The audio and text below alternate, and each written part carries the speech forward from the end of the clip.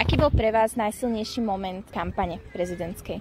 Mne sa veľmi páčilo pred prvým kolom beseda, kde boli všetci kandidáti na prezidenta. Bolo to pondelok večer, myslím, na STV jednotke. Bola to veľmi dobrá relácia až do 4:12. Ťažko povedať, tak páčila sa mi posledný rozhovor na telo, kedy konečne Pellegrini sa dostal s Korčokom do televízie a mohli debatiť spolu. Nechcem, aby sa manipulovalo s nami ako s babkami, ako sa to deje popri Ficovi a Pellegrinim. Viem určite, že Pellegrini je manipulovaný Ficom a Fico teda robí katastrofálne veci, tak presne kvôli tomu nemám tam veľmi na výber niekoho iného. Ostávajú dvaja a jedného nechcem, takže ostáva druhý. Na čom vám najviac záležalo pri tom kandidátovi? Mne osobne asi, aby boli také tej protiváhy. Jednoduché slovíčko ako rozum, ktorý sa ako pri veľa ostatných aj v tom prvom kole vytrácal. Čiže ja nechcem menovať, ale niekde to už hraničí s návštevou psychiatra. Pre mňa bolo dôležité, aby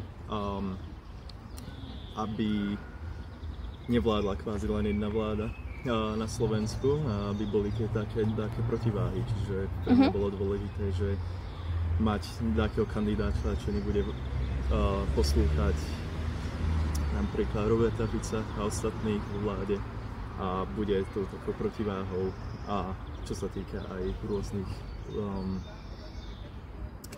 rôznych stanoviskách a rôznych zákonov.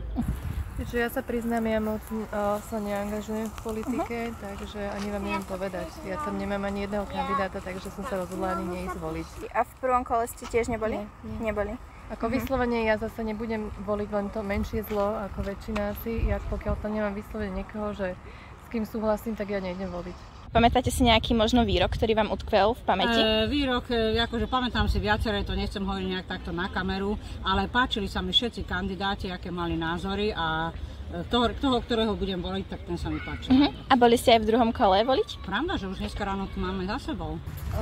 Celkovo proste, ako sa prezentoval pán Korčok a proste aj tie jeho výstupy na verejnosti, aj čo proste sa teda snaží urobiť pre Slovensko a verím tomu, že teda on by to mohol vyhrať dneska a celkovo aj proste, že vystupuje ako normálny, proste vyrovnaný človek a nehambí sa proste a nerozpráva úplne blbosti, takže to je asi celkovo, čo viem k tomu povedať.